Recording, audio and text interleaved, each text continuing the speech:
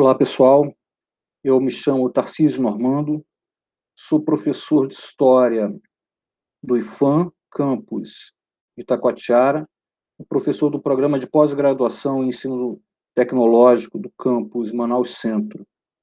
Hoje eu estou aqui para conversar com vocês sobre esse tema, para desnaturalizar a escola em tempos de pandemia, história das tecnologias de ensino. Eu gostaria, primeiro, de externar o meu prazer em participar mais uma vez da Semana de Ciência e Tecnologia de Itacoatiara. Ano passado, eu fiz a curadoria de uma mostra de cinema sobre os 100 anos de fascismo, e esse ano eu estou pensando em fazer essa discussão sobre tecnologias de ensino, sobre o papel da escola, sobre a pandemia de Covid-19 que está nos afetando e forçando a mudança nessas relações escolares. Portanto, meu objetivo hoje aqui é discutir a desnaturalização da escola e de seus métodos de ensino a partir de um esboço da história das tecnologias de ensino. Eu vou começar, então, fazendo uma abordagem inicial e lembrando desses versos que o Lulu Santos escreveu em 1984 numa canção chamada O Último Romântico. Em 84, o Lulu lançou esse hit, O Último Romântico, que iniciava dizendo isso: faltava abandonar a velha escola, tomar o mundo feito Coca-Cola. Obviamente que ele não escreveu pensando que esses versos seriam usados, né, num evento de educação, ciência e tecnologia. Mas 36 anos depois, essa frase ainda ressoa em nós e nos faz pensar o que é essa velha escola que precisa ser abandonada e que mundo é esse que a gente precisa tomar para nós, que a gente precisa consumir como Coca-Cola. Vamos pensar na necessidade do novo versus a força da tradição. Quanto mais a gente recorre à história da educação, mais a gente percebe que o desejo por uma escola mais adequada às novidades contemporâneas era comumente expressa. Esse desejo era recorrente e expresso em revistas de professores e alunos, era expresso em documentos oficiais, era expresso em atitudes, né, de questionamentos, de rebeldia, de professores e alunos, que identificavam já, em todo o processo histórico, os limites daquela escola em que frequentavam. Então, se você procurar revistas de professores, jornais de alunos, documentos oficiais de 20, de 30, de 100 anos atrás, você vai encontrar expresso a insatisfação desses sujeitos escolares com a escola que se tinha. Isso é normal. Sujeitos escolares, e aí quando me refiro aqui a sujeitos escolares, estou falando de professores, de alunos, dos profissionais da educação que circundam na escola, os comunitários que vivem a ambiência escolar de alguma maneira. Esses sujeitos escolares, eles não são estáticos. Eles incorporam e refletem as mudanças geracionais, as transformações político-econômicas, as lógicas sociais, os avanços tecnológicos de seus tempos.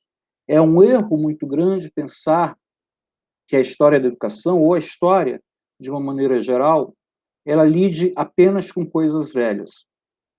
É um erro pensar que a história se resuma apenas a uma coletânea de fatos pitorescos. Na verdade, a história da educação em especial, nos ajuda a pensar por que somos do jeito que somos hoje. Nos ajuda a pensar por que a escola tomou a forma que tem hoje. Nos ajuda a pensar por que nós, como professores e como alunos, nos comportamos, pensamos da maneira que pensamos e nos comportamos hoje. Portanto, a história da educação, ela serve para iluminar a nossa realidade contemporânea. A história da educação, ela serve para nos fazer pensar sobre quem somos hoje nesses processos escolares. E serve também para nos trazer a dimensão de que a escola, enquanto instituição, em último caso, ela foi pensada para operacionalizar uma concepção de sociedade nem sempre plural, e ela se aferra a tradicionalismos como forma de manter o controle sobre transformações que são inevitáveis. Em última análise, a escola é uma tentativa de grupos sociais controlarem as transformações sociais. Um resultado possível entre a necessidade do novo, de uma nova escola, e a força da tradição é a perda da capacidade de comunicação entre os sujeitos escolares. Quando professores não conseguem enxergar que demandas são essas trazidas pelos alunos, com certeza a gente vai ter uma diminuição na capacidade de nos comunicarmos. E quando há diminuição na capacidade de nos comunicarmos, isso significa que a escola se tornará uma instituição estranha a esses alunos, uma instituição que diz pouco a esses alunos. Um filósofo francês, Michel Serres, ele escreveu num livro chamado A Polergazinha, que nós não habitamos mais o mesmo tempo dos nossos alunos. Novas formas de expressar solidariedade social, novas estratégias de luta política, novas questões existenciais expressam mudanças comportamentais cada vez mais rápidas, tanto quanto cada vez mais rápidas são as necessidades de legitimação de novas identidades. Essa consciência é fundamental para que professores estejam sempre em movimento para identificar e se apropriar das linguagens contemporâneas, as linguagens que os nossos alunos se utilizam. O Zeitgeist, para manter-se relevante na sua função e ajudar a instituição escolar a caminhar em direção ao atendimento dessas demandas.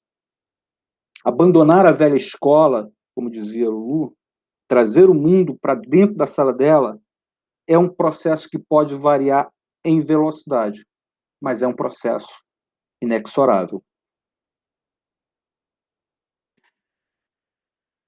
Mas esse ano 2020, ela nos trouxe um elemento novo, né? O Covid-19, a pandemia de Covid-19, ela trouxe uma realidade que vai impactar na velocidade dessas transformações. Não saberia hoje avaliar se o impacto dessas mudanças vem para melhor ou vem para pior. O fato é que essa pandemia de Covid-19 nos fez cair do pedestal que nós nos colocávamos em função dos muitos avanços científicos que conquistamos. Estamos sendo açoitados por um vírus e, nesse processo, estamos revelando o que há de pior na humanidade. Um negacionismo de pessoas que fazem uso parcial do conhecimento científico em função de ganhos políticos e econômicos. Um verdadeiro tapa na cara de quem ainda teimava em dizer que a ciência é neutra. Se nós olharmos os dados, isso nos traz a necessidade de reiterarmos as nossas condolências às mais de 175 mil famílias que perderam seus entes no Brasil. São cerca de 5 mil mortes no Amazonas. 95 delas na cidade de Taquatiara. Não podemos naturalizar esses óbitos, porque estaremos naturalizando políticas públicas para a saúde pouco eficazes e geridas por interesses mais ideológicos e econômicos que sanitários. Ato contínuo, a suspensão das aulas para evitar aglomerações, passou-se a debater quais estratégias seriam usadas para minimizar essas restrições. Tomaram grande evidência termos ainda pouco familiares na maioria das escolas, aulas remotas, ensino híbrido, EAD, artefatos para o ensino tecnológico. Apressaram-se em eleger os recursos digitais como soluções a esses problemas. A internet seria a grande infovia para promover aulas que seriam acessadas no conforto do lar, através de computadores ou smartphones. Só que quem vaticinou isso esqueceu de ouvir os interessados. A realidade, como sempre, ela é mais complexa que os discursos homogeneizadores. Segundo dados do IBGE, referentes a 2018, portanto, 2 anos atrás, 25% dos brasileiros não têm acesso à internet. 1 a cada 4. Apenas 64% da população aqui do norte do país acessou em 2018 a rede mundial de computadores. 13% porque moravam em lugares que sequer são alcançados por provedores de internet. O equipamento mais utilizado para o acesso à internet em 2018 foi o celular. 99,2% dos entrevistados acessavam a internet pelo celular. O que a pesquisa não consegue dimensionar, que ela não consegue verticalizar, mas a realidade vivida por nós, professores, consegue identificar empiricamente, é que nossos alunos, ou pelo menos uma parte significativa dos nossos alunos, tem créditos limitados, que geralmente permitem apenas o uso de aplicativos de algumas redes sociais. Faltam créditos para o acesso de redes específicas às escolas, para baixar arquivos, assistir videoaulas. Mesmo para aqueles que recursos financeiros não sejam o maior problema, há a questão da infraestrutura.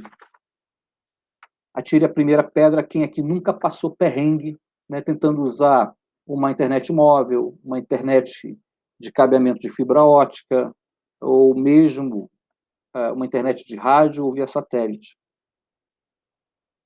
Em outras palavras, a pandemia desvelou de outra forma o abismo social em que vivemos. Enquanto o manejo de recursos digitais é comum para uns, para outros não passa de abstração e desejo. A gente vive no Brasil há cerca de uma década, pouco menos de 2 décadas, a intensificação da presença de grupos nacionais e internacionais que atuam na educação. Além disso, há bancos brasileiros e multinacionais que investem em institutos para pensar o ensino. Tanto os bancos quanto essas multinacionais, os grupos brasileiros, todos eles se estruturam numa lógica capitalista, fundada fundamentalmente no lucro e na preparação para o mercado de trabalho. Concomitante a isso, ou talvez mesmo em função disso, a gente foi inundados por experts, né? A sociedade está cheia de experts que se arvoram questionar os caminhos da educação.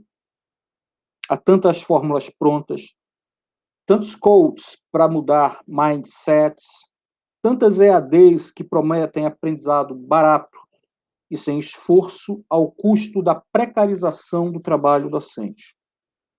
Nessa sociedade de pretenso acesso total à informação, o professor se tornou o menos ouvido dentre todos. Nesse mundo virtual e ruidoso, todos são ouvidos, menos os professores para falar sobre o seu ofício, que é ensinar. Nessa pandemia, quantos professores ou sindicatos foram ouvidos na mídia sobre o impacto das aulas remotas, ou mesmo do retorno às aulas quando a pandemia ainda está presente no nosso estado? Quantos pesquisadores do ensino tecnológico foram entrevistados? Quantos alunos tiveram a oportunidade de falar sobre as suas dificuldades? No jogo de poder jogado pelas grandes corporações, dominar a narrativa é vital. Foram seus representantes os porta-vozes do uso massificado do ensino remoto, sem considerar o abismo social comum aos alunos da rede pública de ensino. Não é uma questão de mera recusa às estratégias de ensino remoto ou à distância. Isso é improdutivo, isso é irracional. Recusar por recusar.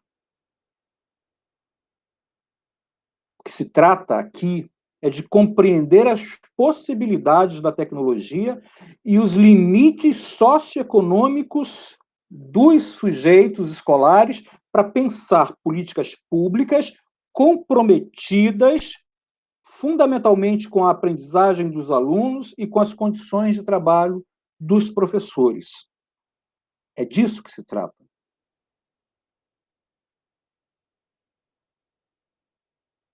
Portanto, a gente tem que pensar o processo de ensino-aprendizagem, o papel da escola, desnaturalizando-a. O que é desnaturalizar a escola e suas formas de ensinar? O exercício de desnaturalização é o exercício da compreensão que ela é uma instituição historicamente construída. Pense numa escola. Pense num modelo de escola. Imagine o que seria uma escola ideal. Provavelmente, você vai estar pensando nisso aqui, num modelo de grupo escolar. O grupo escolar foi o primeiro modelo arquitetônico e pedagógico que previa um espaço formal para o ensino, composto de salas de aula, separada por níveis, né, por séries, tendo um espaço específico para a diretoria, para a secretaria, para os professores, um espaço específico para o lanche, banheiros apropriados e, quem sabe, uma área para prática de esporte, de lazer. Esse modelo de escola não existiu sempre. Esse modelo de escola que está presente no nosso imaginário até hoje, ele foi socialmente construído, ele foi historicamente produzido. Esse modelo de escola, o grupo escolar, é um modelo de escola surgido no último quartel do século XIX e implementado aqui no Brasil nas primeiras décadas do século XX. Essa imagem que vocês estão vendo aí na tela é a imagem, talvez, do grupo escolar mais sofisticado que foi feito aqui no Amazonas, o grupo escolar Silvério Neri, que ficava nas imediações ali do centro da cidade, nas imediações da da Igreja dos Remédios, e é um grupo escolar que depois acabou se transformando na tradicional Faculdade de Direito da Universidade do Amazonas, apelidada de Jaqueira. Pois esse grupo escolar faz parte de uma lógica pedagógica, de uma lógica historicamente construída, chamada de escola nova. O escola-novismo previa espaços apropriados e específicos para o processo de educação. E o que havia antes dos grupos escolares? Havia as chamadas escolas isoladas, as escolas que eram feitas, que funcionavam, às vezes, na casa do próprio professor, que selecionava um cômodo, uma sala da sua casa, para lecionar para alunos que não eram divididos por séries, que estudavam todos juntos, de idades diferentes.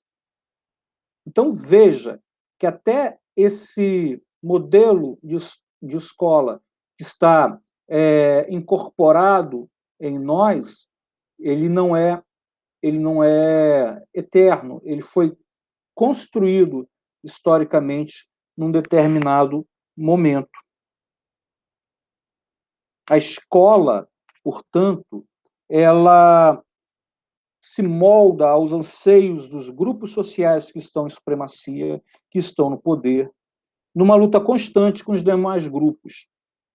A escola serve, em última instância, para ajudar na manutenção desses grupos que estão no poder, através do controle dos currículos, através do controle da formação de professores, através do engessamento do trabalho docente, através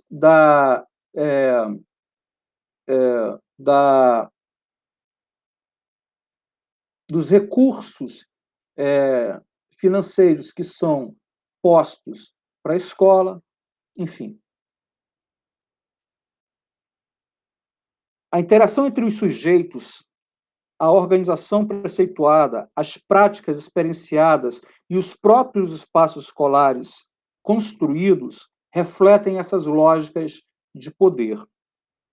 A gente pode pensar em exemplos bem próximos, né, bem contemporâneos. A gente pode pensar, por exemplo, nesse processo de militarização da escola pública que está acontecendo no Amazonas, um processo de militarização que falseia a realidade e exclui quem não se adequa. A gente pode pensar nessa escola sem partido que intimida e impõe uma ideologia. A gente pode pensar nos próprios grupos privados que intensificaram a participação no mercado educacional brasileiro. Essas reflexões primeiras já são suficientes para abandonarmos um olhar contemplativo, romântico, desconectado da escola e passarmos a pensar a escola de maneira lata, em suas relações indissociáveis, em suas interações e interlocuções. Portanto, a gente tem que pensar a escola como um espaço de aprendizagem, de luta e de transformação. Mas, para isso, a gente precisa adestrar o nosso olhar. Para isso, a gente precisa reencontrar dentro de nós a sensibilidade investigativa para ler o mundo que conhecíamos antes de sermos disciplinados pelas normas, pelas ABNTs, encaixotados em parâmetros teórico-metodológicos, enrijecidos nas nossas experiências acadêmicas formais. Não se trata de abandonar os ritos acadêmicos, longe disso, nem subestimar as reflexões daqueles que nos antecederam. Mas a gente precisa parafrasear Paulo Freire e reconhecer que a leitura do mundo precede a leitura da palavra escrita. Numa analogia, reconhecer que para entender, né, a escola, seus modos de ensinar, é necessário colocá-la em perspectiva de tal modo que as complexidades a elas subjacentes apareçam no escopo analítico que se constituirá pelo pesquisador. Freire, quando fez a abertura do Congresso Brasileiro de Leitura, ainda em 1981, ele se expressou sobre a necessidade de aprendermos o que ele chamou de palavra-mundo, em termo só. A palavra-mundo é a relação texto e contexto. De forma poética, mais engajada, Freire lembrava que as suas experiências ressignificaram a sua aprendizagem e sua prática profissional. E falava como, na medida em que ele se tornava íntimo de seu mundo, iam desaparecendo os seus temores. A leitura do mundo, portanto, ela deve ser crítica, qualitativa e inquietante, tanto quanto o olhar do pesquisador sobre a escola. O que importa, de fato, são as perguntas. A ciência avança pelas perguntas e não pelas respostas. Nesse sentido, o ato político que nota a cultura que permeia a escola e que faz dela um lugar próprio a se tornar cognoscível. Isso que a gente chama de culturas escolares. As culturas escolares, que são frutos das interações entre esses sujeitos escolares, que são fruto das interações entre os sujeitos escolares e as prescrições de Estado, que são frutos entre as interações entre escola e comunidade, entre escola e seu próprio espaço físico. São essas culturas escolares que dão sentido à escola e às formas de ensinar da escola. Portanto, para nós entendermos essas culturas escolares, precisamos nos colocar na condição de leitor, de ouvinte, no chão da escola, para conseguir captar a dinamicidade, a vivacidade e essas pequenas transformações. Nesse sentido, é necessária a clareza que as formas de ensinar não são meramente técnicas, nem tampouco neutras. Elas fazem jus a todo o processo de conformação dessas culturas escolares. Elas são fruto, portanto, de um tempo específico e de interesses de grupos circunstanciados no tempo e no espaço. Compreender isso é fundamental para desnaturalizar a escola e suas formas de ensinar. Portanto, vamos aqui historicizar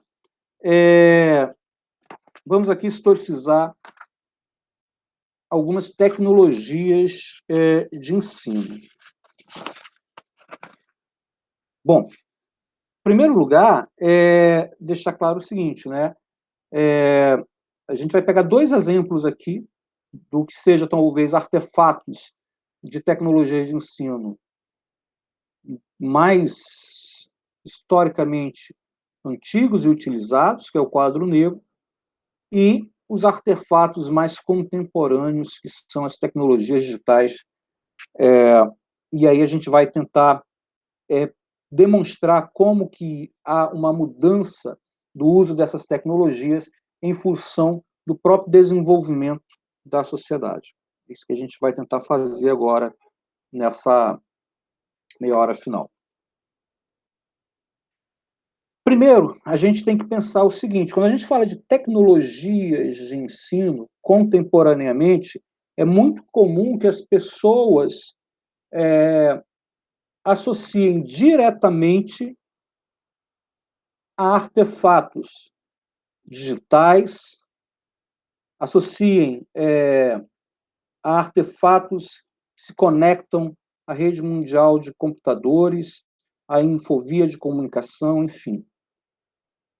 Tecnologias de ensino são isso, mas não se limitam a isso apenas. Estudos sobre tecnologias educacionais escolares possibilitam entender formas outras de mediação pedagógica pelo uso de dispositivos escolares. Tecnologias educacionais não se limitam ao digital ou ao virtual. A escola se transformou com o tempo. E nesse processo de transformação, desenvolveu, incorporou, recontextualizou e abandonou diversos artefatos escolares.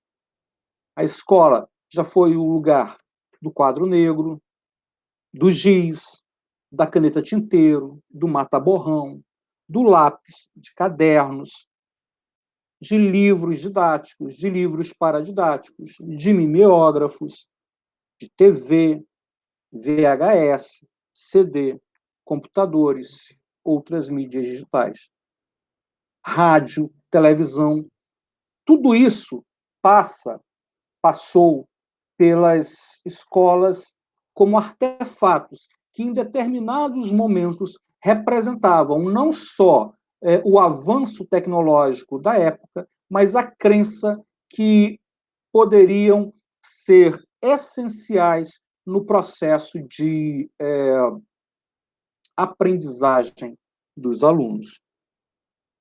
Todos esses artefatos carregaram consigo modos de mediar o conhecimento, ressignificando o tempo, os ritmos, os métodos, os espaços, os papéis desempenhados pelos sujeitos escolares, atuando na produção, consolidação, transformação da cultura material escolar. Compreender isso é compreender que essa cultura material escolar, num espectro ampliado, significa o uso dos mais diversos componentes ligados ao mundo da educação. Ela é estabelecida pelas relações políticas, pelas relações sociais, econômicas, ideológicas, produzidas fora da escola, mas também pelas experiências dos sujeitos escolares em relação e pelos modos de pensar e fazer no interior da sala de aula. O conceito de tecnologia, portanto, engloba a totalidade de coisas que a engenhosidade do cérebro humano conseguiu criar em todas as épocas, suas formas de uso, suas aplicações. Assim, todos os artefatos, objetos com finalidades pedagógicas, livros, demais materiais produzidos pela escola ou na escola, constituem-se em tecnologias educacionais que, ao longo dos séculos, sofreram modificações, substituições e novas formas de interpretação e apropriação. A tecnologia educacional desenvolve-se como campo de estudo e também como disciplina acadêmica por volta dos anos 40, a partir dos anos 40, especialmente nos Estados Unidos. Então, após uma história pedagógica marcada pela Escola Nova, ali no final do século XIX, até mais ou menos os anos 30, onde docentes, intelectuais da educação, teóricos das formas de aprendizagem, apontavam o caminho da escola nova, do aprender fazendo, né? Do aprender não a partir de uma posição bancária estática, mas a partir de uma posição dialógica, a partir de uma posição de interação entre professor e aluno, de colocar a mão na massa para resolver problemas cotidianos, o fruto desse pensamento escola novista gerou uma série de reflexões que, nos anos 40, vão ser formatadas nesse campo de estudo, nessa disciplina mais específica de tecnologias de ensino. E seguindo a lógica, né, do conhecimento produzido na época, seguindo o que se produzia em termos de pensamento acerca dos comportamentos humanos, acerca da psicologia humana naquele período, o que a gente vai ter é o uso, é a construção de discursos científicos para explicar, para propagandear determinados artefatos de ensino tecnológico. Vamos pensar aqui num exemplo, talvez o exemplo mais comum a todos, o quadro negro. Quadro negro, ou quadro verde, enfim, agora atualmente quadro branco, o quadro negro, ele sempre esteve presente nas nossas memórias sobre a escola.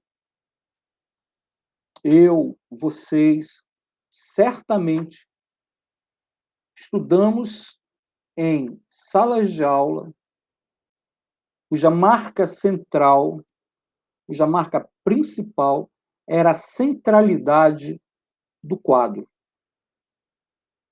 A maioria de nós estudando com quadro, já com quadro verde, não mais com quadro negro. As cadeiras podiam variar um pouco, o modelo das cadeiras, a sala de aula podia ter ar-condicionado ou ventilador, podia ter janelas ou não, podia ser decorada com mapas, com globo ou não, mas o quadro, certamente, ela possuía. O que nos leva a pensar que o quadro sempre existiu enquanto um dispositivo, um artefato de ensino, o que não é verdade. O quadro também precisa ser historicizado, precisa ser pensado dentro de um contexto histórico marcado no tempo e no espaço. Não seria exagero dizer que o quadro virou uma espécie de representação da docência, virou uma espécie de representação do processo de ensinar, do processo de aprender. Ele virou um principal dispositivo de escrita e de disciplinarização do tempo e do fazer escola. Se a gente imaginar, se a gente lembrar aí quanto tempo nós passamos da nossa vida escolar copiando do quadro conteúdos, né? Especialmente para quem teve aí a vida escolar nos anos 80, até os anos 80, 90, né?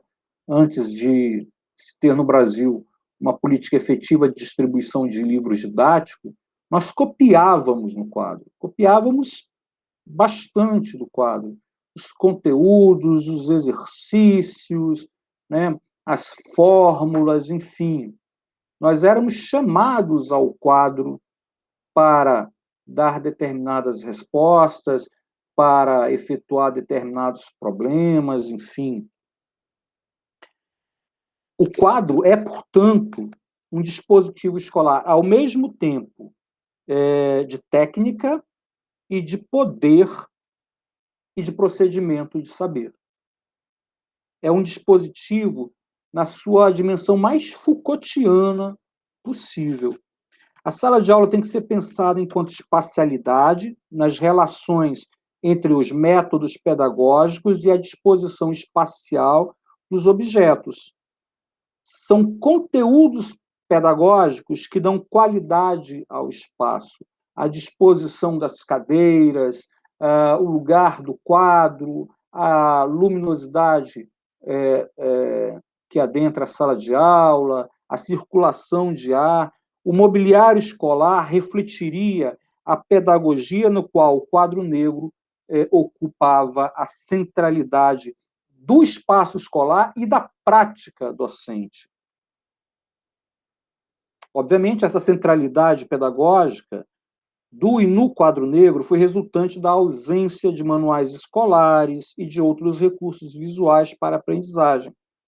Por outro lado, colaborou para essa centralidade o processo pedagógico ser constituído sob a figura do professor e do seu distanciamento dos alunos, né? A posição que o professor ficava em sala de aula, em pé, à frente dos alunos, sentado em filas, escrevendo no quadro negro, demonstrava simbolicamente a própria concepção pedagógica dos papéis que deveriam ser exercidos por professores e alunos.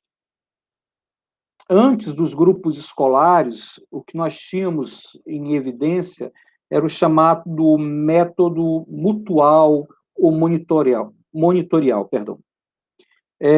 Nesse tipo de escola, então, esse tipo de escola é muito parecido com o que nós chamaríamos hoje de escolas multisseriadas. Aquela escola que tem salas de aula, que geralmente existem nas regiões rurais, ribeirinhas e rodoviárias, em que tem uma sala de aula com alunos de idades diferentes, de níveis cognitivos diferentes, e apenas um professor para dar aula. Esse método, também chamado de lancasteriano, era um método que existia em grande incidência no Brasil antes da adoção das ideias acerca do escola-novismo. E nesse método monitorial, os quadros negros eram sistematicamente utilizados.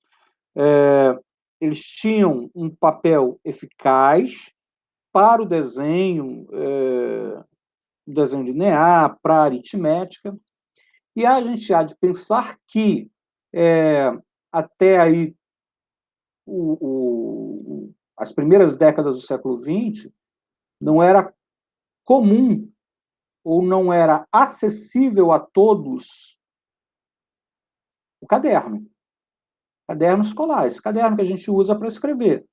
O alto custo, né, as dificuldades de fabricação, as dificuldades de levá-lo, né, a todos os lugares, enfim. Está presente em todas as regiões para serem vendidos, fazia com que os alunos dessa escola monitorial usassem uma espécie de quadro negro em miniatura, que é isso aqui, é um quadro de ardósia. Isso servia como caderno, isso servia como o espaço para o treino da caligrafia e da ortografia. Esse outro artefato que parece muito um lápis era o chamado lápis de pedra, onde era escrito, que se usava para escrever, né, nessa lousa de ardósia. Então, a lousa de ardósia é esse equipamento aí de 20 a 30 centímetros de comprimento por 15 centímetros de largura, era parte do material necessário, uma vez que, como eu falei, os cadernos não eram acessíveis a todos. E o quadro, um quadro maior, de aproximadamente 1 metro de comprimento por 80 centímetros de largura, eles ficavam à disposição para os alunos, quando eram postos em círculo para fazer a cópia, para servir de base para a aprendizagem. Então, numa escola monitorial, dependendo do número de alunos que você tinha numa sala de aula, você poderia ter vários quadros maiores para se formar círculos para estudar determinados temas e o quadro menor de ardósia para os alunos escreverem, treinarem a caligrafia, treinarem a ortografia. Só no final do século XIX, início do século XX, que o quadro negro centralizado ele se torna homogêneo, na medida em que se vai transformando, se vai deixando o método monitorial e assumindo o método escola novista. Só a partir daí é que o quadro negro centralizado ganha o papel que ele, arrisco dizer, ainda tem hoje em dia. A tal ponto em que era considerado melhor professor aquele que mais escrevia no quadro. A tal ponto que quem foi aluno, como eu fui, de escolas de formação de professores, né, os antigos magistérios, os antigos normais, cursos normais, nós aprendíamos técnicas para usar o quadro negro. Né? Como é que nós deveríamos nos posicionar para escrever no quadro negro, como nós deveríamos apagar o quadro negro, deveríamos apagá-lo sempre de baixo para cima, para o pó de giz cair no chão e não se espalhar pela sala de aula.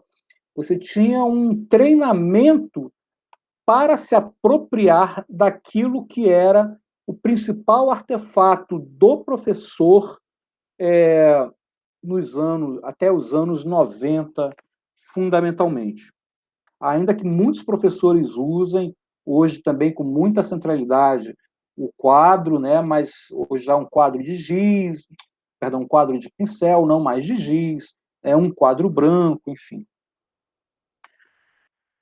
O quadro negro para o professor e a lousa para o aluno eram os meios pelos quais seriam conhecido o alfabeto, seriam desenhadas as primeiras letras. Era um excelente meio de ensinar em pouco tempo os alunos a escrever e a ler. Era um auxiliar indispensável para a lição oral, um suporte da escrita, na medida que apresenta aos olhos dos alunos o que a fala do professor não permitia fixar. Ou seja, o quadro era um dispositivo para fazer ver e para fazer falar. Hoje em dia, o quadro negro, verde, branco, digital, né, o giz, o pincel, a caneta eletrônica, elas são suportes cognitivos dessa experiência, são suportes ainda estéticos dessa vida escolar. Não há sala de aula, em escola mais moderna que se tenha, escola mais bem preparada que se tenha, que abra mão ainda do quadro centralizado. O quadro escolar sobrevive, o quadro negro sobrevive, reorganizado, repensado em novas situações, em novos contextos de aprendizagem, em novos papéis tecnológicos que são acrescentados a ele. Mas é um artefato precursor de todas essas tecnologias de ensino. A gente pode falar também de como as tecnologias digitais de informação e comunicação se configuraram na escola. Vamos voltar lá aos anos 40, que eu havia falado para vocês, né? Os anos após a fixação da escola nova e tudo mais, a gente teve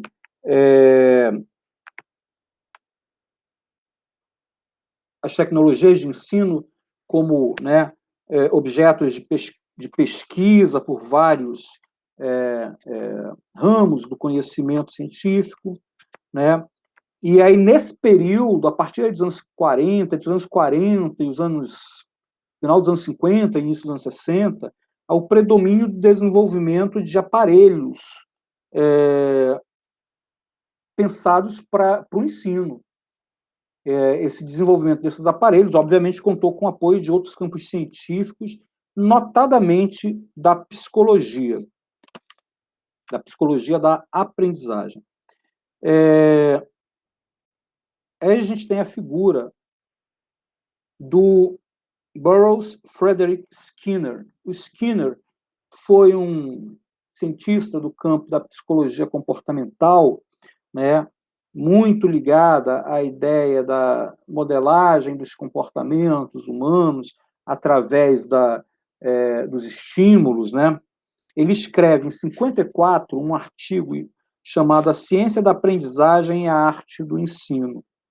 E ele expressa, nesse artigo, uma série de propostas que ele acha aplicáveis às situações de aprendizagem.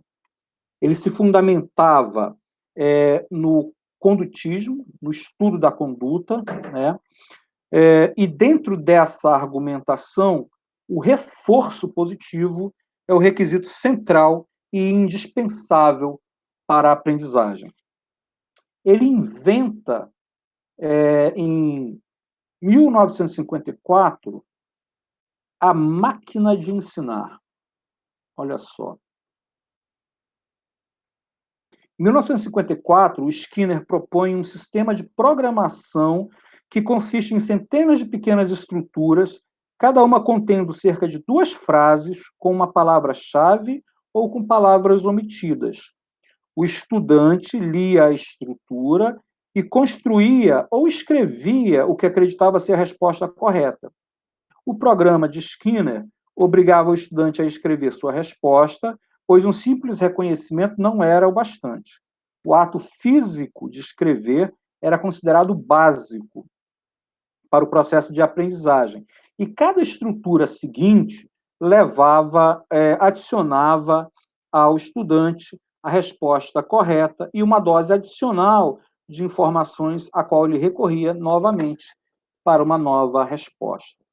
Isso aí que vocês estão vendo é uma máquina de ensinar do Skinner, proposto por Skinner em 1954.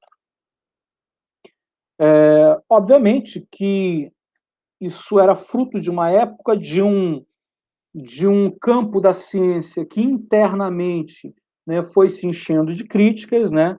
As críticas a essa tecnologia educacional de base comportamental vai levar a uma revisão de alguns dos seus pressupostos básicos, principalmente o papel desempenhado pelo reforço na aprendizagem e o tratamento exclusivo do comportamento observável.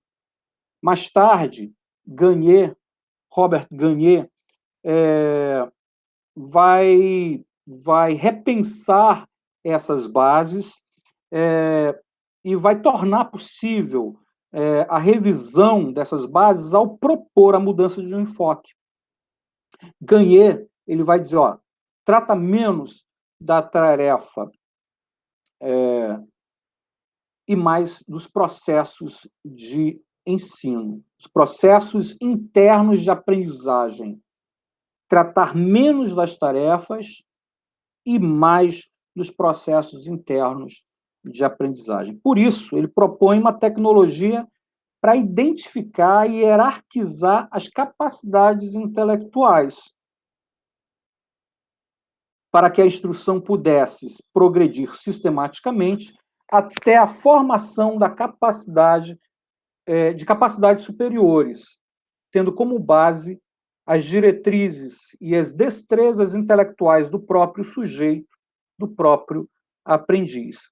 Então, a tecnologia educacional, né, que deu base às TICs e às TEDx, elas migraram, né, do comportamental, condutismo, para o comportamentalismo cognitivo. E o que levou uma ampliação, né, para a tecnologia educacional ser cada vez mais cognitivista. A máquina de ensinar, ela parte de um pressuposto superado, né? Mas ela é também um artefato importante historicamente, porque ela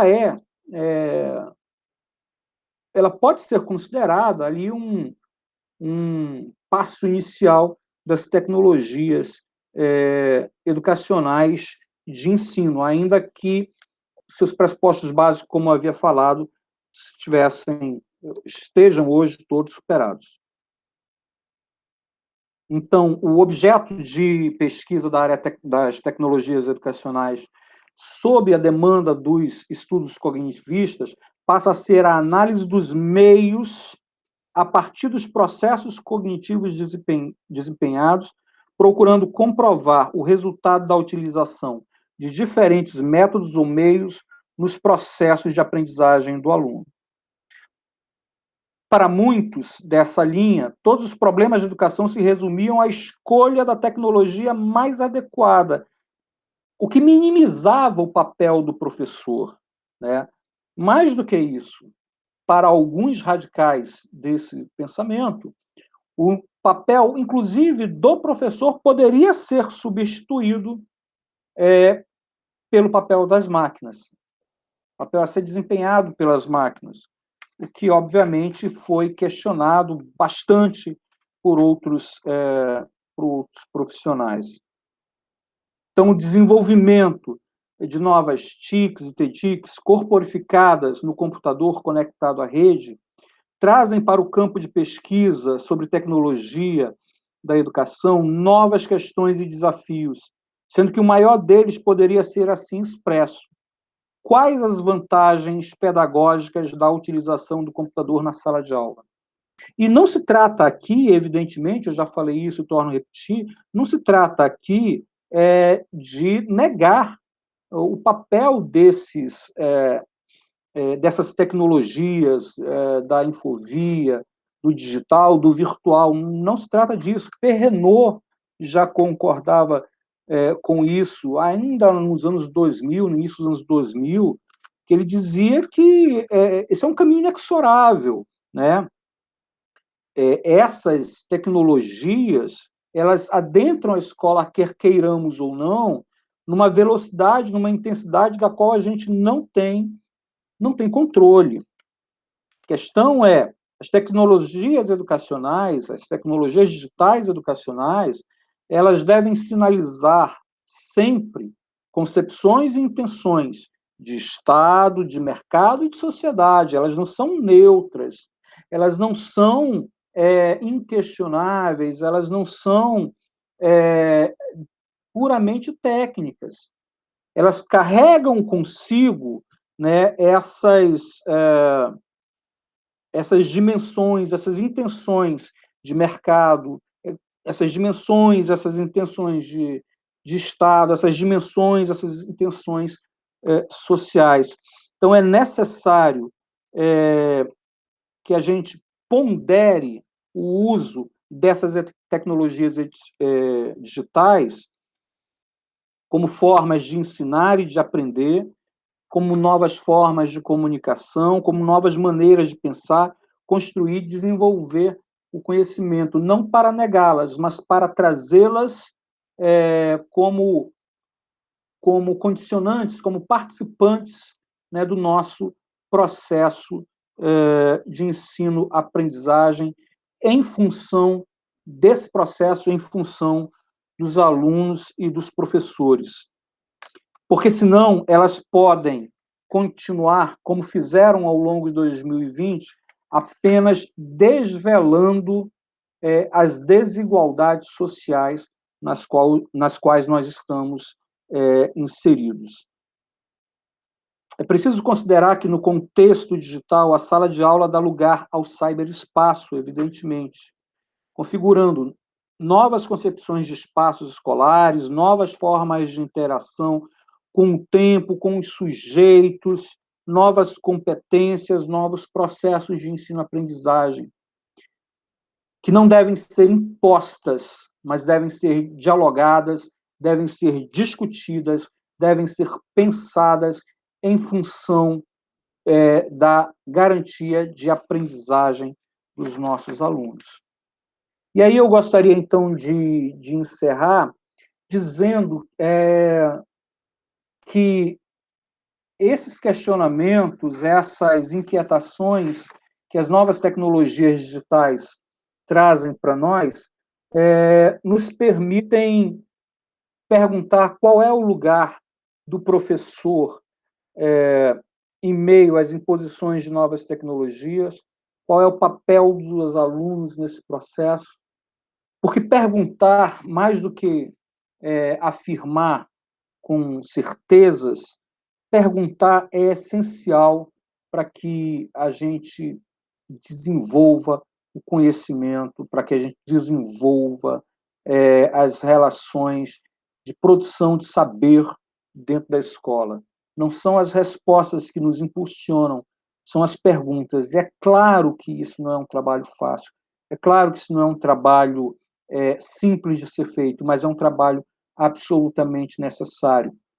Então, se em algum momento vocês ficarem em dúvida quanto à capacidade de realizar esse trabalho ou as condições de realizar esse trabalho, eu trago aqui uma frase do Antônio Nova.